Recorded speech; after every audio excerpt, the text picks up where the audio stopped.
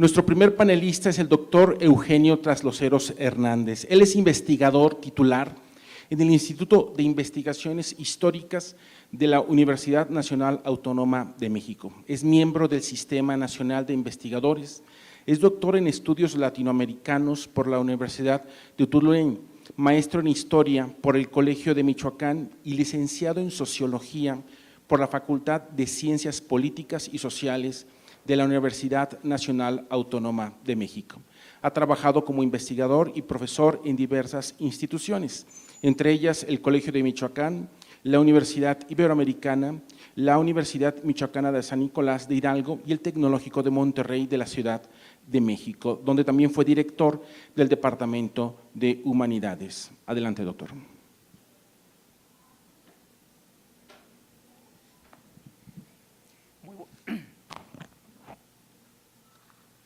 Buenos días, es un enorme gozo estar aquí. Quiero agradecer la invitación y la posibilidad de compartir unas ideas con ustedes. Yo les quiero hablar de tres asuntos importantes que tienen que ver con un movimiento ciudadano como el que se está gestando ahorita en México, que se está expresando y que no tiene precedentes en la historia reciente en México, y por eso estamos aquí, por ese movimiento ciudadano.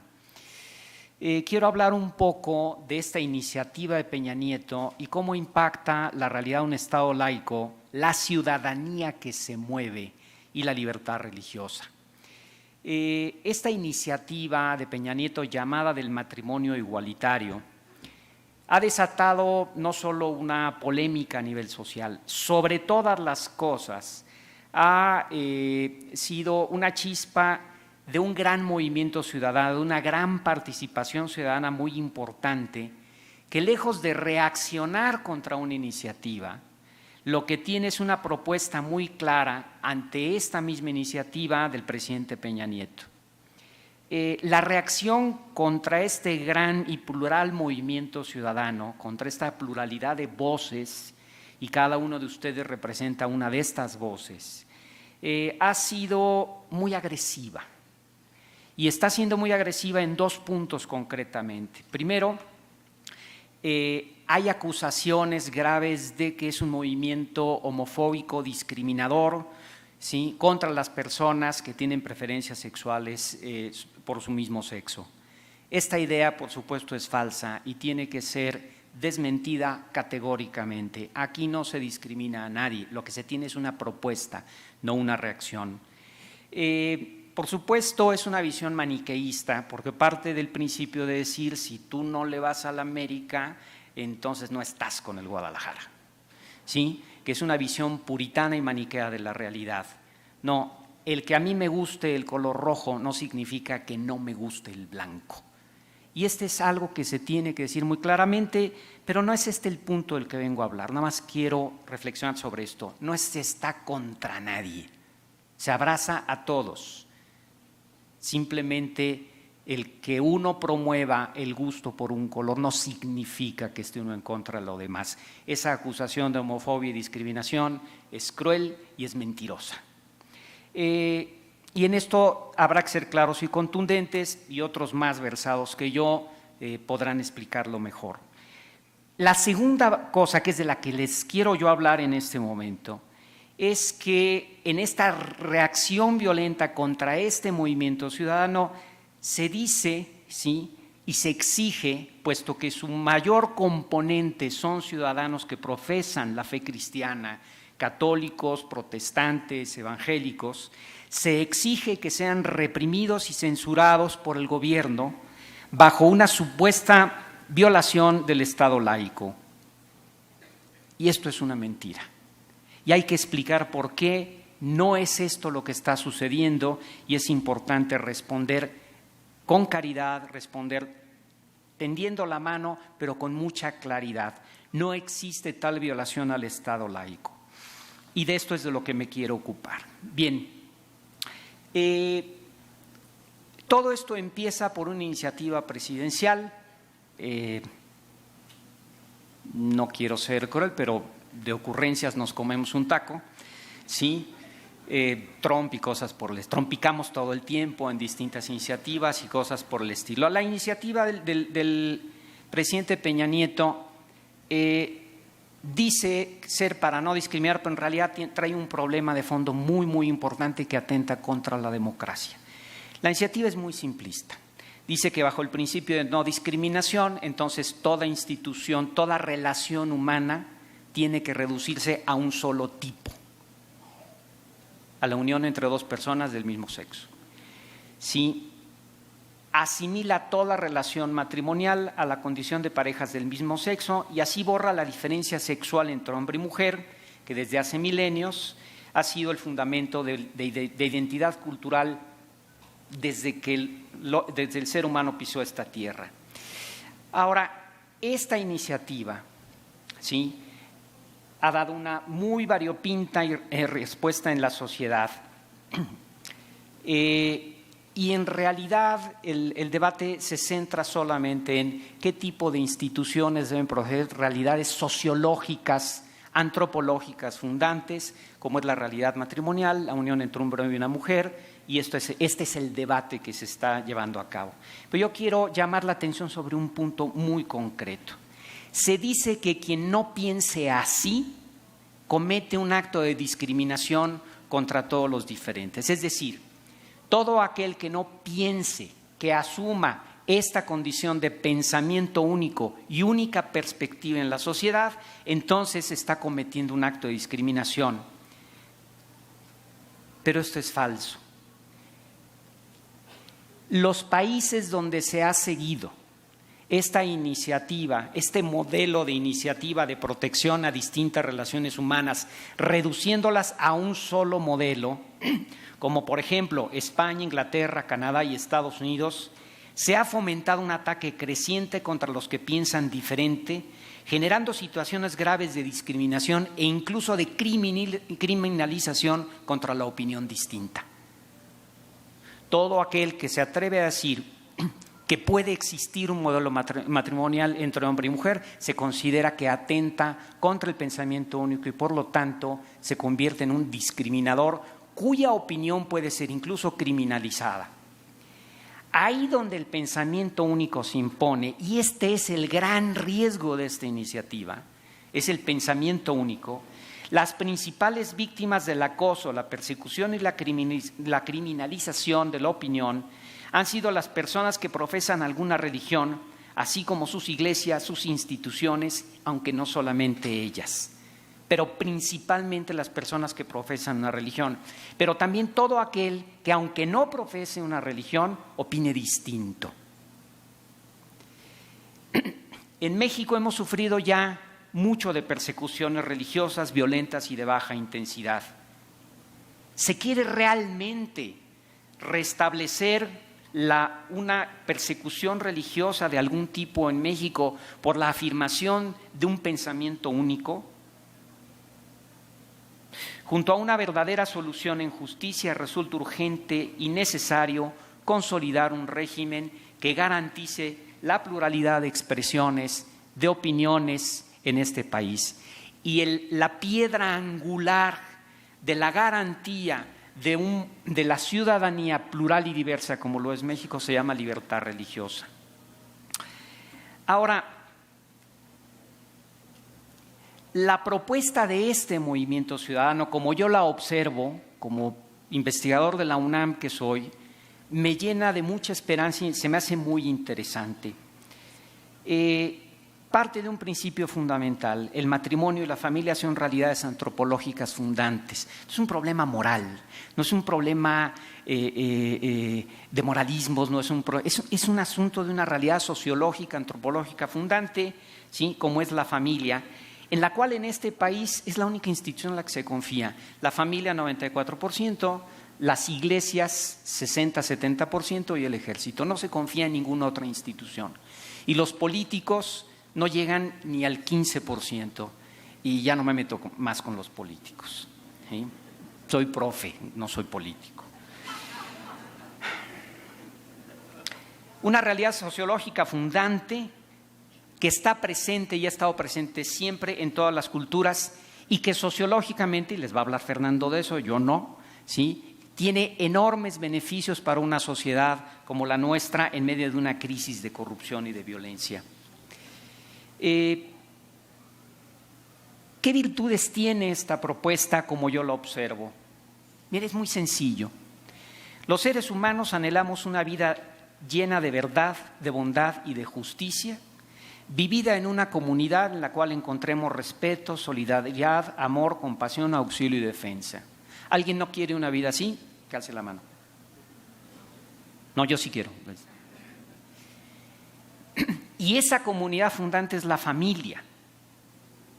No hay otra comunidad que pueda garantizar y gestionar este tipo de cosas. El Papa Francisco fue muy claro en la exhortación Amoris Laetitia en esto, con sólidos fundamentos antropológicos. No existe otra institución que reúna similares características. No puede ser reemplazada. La experiencia histórica, y soy historiador, nos demuestra que cuando la familia es atacada, disuelta, cuando se agrede directamente a esta comunidad de solidaridad que es la familia, a través de experimentos de ingeniería social, llevados a cabo siempre por regímenes autoritarios, en la historia reciente fascistas y comunistas, la sociedad sufre profundamente. El objetivo de un régimen autoritario es la disolución de los cuerpos intermedios de la sociedad civil, porque es la que garantiza la diversidad, la pluralidad y la democracia. Este es el riesgo del pensamiento único. Es una iniciativa profundamente autoritaria. Este es el problema de fondo, ¿sí? Por eso la respuesta es querer callar y silenciar a quienes se manifiestan en contra, acusándolos de mil cosas. Y el pretexto más importante que se quiere poner ahorita es la violación al Estado laico. Pero el sentido común nos dice que las instituciones sociales tan importantes como la familia son un bien social y personal que no debe ser alterado. Preexisten a cualquier forma estatal y deben ser protegidas, apoyadas, fortalecidas y promovidas, alejándolas de cualquier experimento ideológico, de cualquier ingeniería social. Es una respuesta que se sustenta en la razón, alimentada por la experiencia histórica, la experiencia sociológica, la experiencia cotidiana y también la experiencia jurídica, de la cual Jorge nos hablará. ¿Sí? Estudios sociológicos muy serios que demuestran la relación directa entre el bienestar de una sociedad, su desarrollo cultural y la fortaleza de la familia. Pero esta propuesta también se centra, ¿sí?, en otra fuente importante de articulación, porque nos damos cuenta que las instituciones que reportan el mayor bien social y personal también son queridas por el Dios cristiano, también son queridas por Jesús de Nazaret. Este es lo que él defendió, promovió en su predicación, con sus milagros y actitudes hacia las personas. Aquí hay un punto que es muy importante entender. En el espacio público se debate en la razón, pero si la razón no está en armonía con la fe, sufre la razón y sufre la fe. Si solo quiero salir con argumentos de fe, me vuelvo moralista y traiciono la misma fe y pierdo la razón. Si solo quiero salir, ¿sí?, renunciando a mi identidad, tampoco puede florecer nada. El diálogo entre fe y razón es muy importante en esto, pero las razones antropológicas, históricas, jurídicas y sociológicas deben estar perfectamente claras, como lo están, pero hay que saberlas comunicar. Frente a esto se responde con la intención de imponer autoritariamente un pensamiento único, ¿sí?, para lo cual, ¿sí?, se ha dado una respuesta, en mi opinión, en términos simbólicos y de comunicación social, muy violenta. La respuesta es: esos no tienen derecho a hablar porque profesan una religión. Y se va articulando de la siguiente manera: crear un pánico moral, es decir, distintos lugares de estas son pocos pero bien ruidosos, estas élites intelectuales, académicas, políticas, en algunos medios de comunicación, ¿sí? Quieren generar un pánico moral contra todos aquellos que participan de este movimiento ciudadano, ¿sí? Acusándolos de fanáticos por creer en alguna religión. El segundo punto, luego tejen una teoría de la conspiración. Lo que quieren es destruir el Estado laico, lo que quieren es destruir la democracia. ¿Cómo un movimiento ciudadano que es expresión de una democracia puede destruir una democracia? Al contrario, solo puede fortalecerla. Quieren destruir el Estado laico, se dice, ¿sí? Sin embargo, quieren destruir el Estado laico, es lo que ellos dicen, y exigen que se castigue, que el gobierno castigue a estas personas y les prohíba hablar desde su propia identidad, aún en el caso que esgriman todas las razones suficientes, ¿sí? Lo que realmente se hace con esta actitud es atentar contra los derechos humanos, la libertad de expresión, de asociación, ¿sí? La libertad de organización y sobre todas las cosas el derecho humano a la libertad religiosa. Y cuando hablamos de libertad religiosa no estamos hablando de religión, estamos hablando de un derecho humano fundamental que protege por igual a creyentes, agnósticos y ateos, por igual. Después proceden a ignorar la voz de los líderes religiosos, obispos, pastores, etcétera. Dicen que dicen lo que nunca dijeron o toman frases aisladas, pero jamás he visto yo que citen los comunicados de la Conferencia del Episcopado Mexicano, que son de un sentido común maravilloso. Pero sobre todas las cosas ignoran la voz de los laicos, ¿sí? Dejan de lado, no toman en cuenta las manifestaciones públicas de opinión de los laicos, no de los ciudadanos comunes y corrientes, lo cual implica un reto muy grande de comunicación. En suma, construyen falacias para oscurecer el razonamiento. En lugar de buscarse un encuentro en las ideas que tiendan puentes, prefieren vilipendiar y descalificar a las personas por el simple hecho de no sumarse al pensamiento único, y el pretexto que se utiliza es que profesan una religión. Esto hay que entenderlo muy claramente. Este no es un conflicto de religiosos contra no religiosos, es un movimiento ciudadano compuesto por ciudadanos de derecho pleno que en su libertad democrática de expresarse no quieren sumarse a un pensamiento único, porque el pensamiento único es el fundamento de un autoritarismo, de gobiernos autoritarios, y eso es lo que en una democracia no se puede permitir. El punto clave está aquí, es esa exigencia de criminalizar las opiniones distintas. Se criminalizan a través de exigirle al gobierno que castigue, o bien son sometidas al escarnio público por simplemente opinar distinto. Cuando este movimiento ciudadano se expresa, no le tiene que pedir permiso a nadie, porque se hace en el pleno ejercicio de derechos ciudadanos a la libre manifestación de las ideas, la libertad de asociación, de manifestación y sobre todo al ejercicio, al derecho humano a la libertad de religión, que forma parte y fundamento de un auténtico Estado laico. Voy concluyendo.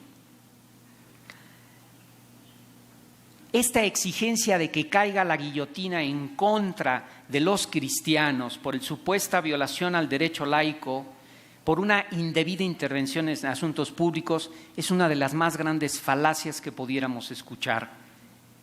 Se pide la cabeza de los líderes religiosos porque en realidad se busca callar a los ciudadanos en su derecho a manifestarse. Piden la intervención del Estado para reprimir a una importante parte de la ciudadanía. Exigen la cancelación de la libertad de expresión, asociación y religión de los ciudadanos que participan en este movimiento bajo pretexto de que son cristianos.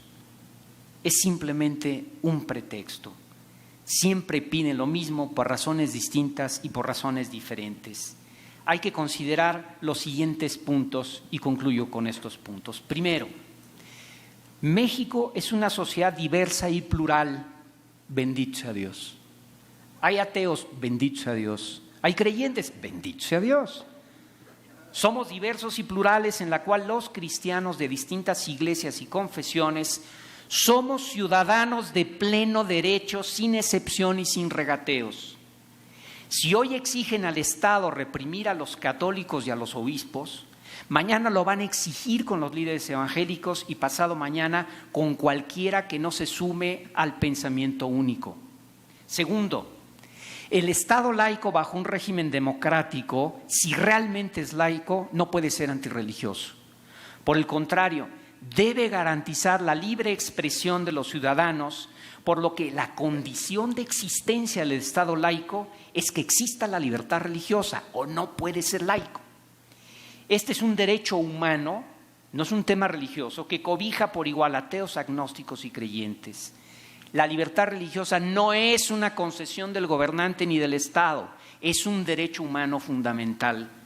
Tercero, es muy importante, necesario y fundamental que exista un Estado laico en México, porque la sociedad no es laica. La sociedad es diversa y plural. ¿Es que la sociedad es laica? No, la sociedad no es laica. La sociedad es diversa y plural y hay de todo, más que en las boticas de antes. Entre sus múltiples y muy legítimas expresiones se encuentran las religiones, las cuales ocupan un lugar muy, muy importante.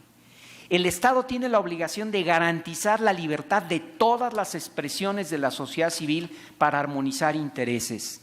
Exigir la represión de estas voces es llamar al autoritarismo. Cuarto, la Iglesia y el Estado se independizaron en virtud de las reformas de Benito Juárez, que Dios tenga en su santa gloria, y del cual me declaro profundísimo admirador. La independencia entre el Estado y las iglesias ha sido un bien, decía Joseph Ratzinger. El Estado laico es un logro de la civilización que los católicos tenemos el deber de promover y proteger. ¿Por qué? Porque garantiza la libertad religiosa. Por esa razón, somos parte integrante de la sociedad civil y hemos aprendido a ser ciudadanos, y esta es la demostración.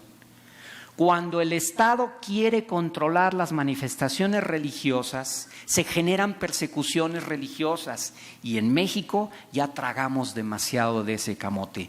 No más persecuciones, ni abiertas ni de baja intensidad. Derechos ciudadanos plenos y ejercidos con profunda responsabilidad es lo que necesitamos. En un Estado con pretensiones democráticas como el nuestro, los ciudadanos somos libres de participar en asuntos públicos de nuestro interés, es decir, en la vida de la República, sin restricciones. Exigir que se callen los que no agradan es atentar contra la democracia de manera directa e inequívoca. No se puede, por un lado, defender la democracia y el Estado laico, mientras, por otro, se exige que los ciudadanos sean reprimidos por manifestarse en libertad. Para caminar todos juntos en una vida republicana y democrática sana, es necesario recordar y grabarnos un silogismo muy sencillo. En una democracia, los ciudadanos tienen derecho a participar en la vida de la República acorde a sus propias convicciones y sin restricciones. Los cristianos, premisa menor, todos los cristianos son ciudadanos de pleno derecho. Por lo tanto, los cristianos todos tienen derecho a participar de la vida de la República acorde a sus propias convicciones y sin restricción alguna. ¿Para qué sirve entonces la libertad religiosa? Para formar una ciudadanía comprometida, capaz de romper el círculo vicioso del fatalismo y la corrupción, para crear una auténtica democracia y para fortalecer las instituciones de la sociedad civil que garantizan nuestras libertades. Nadie está violando el Estado laico. Se está fortaleciendo una democracia en la medida en que sus cuerpos intermedios, como todos los ciudadanos que están aquí, participan de manera libre, respetuosa y bien organizada del debate público. Me siento profundamente orgulloso y feliz, ¿sí?, de formar parte de esta locura.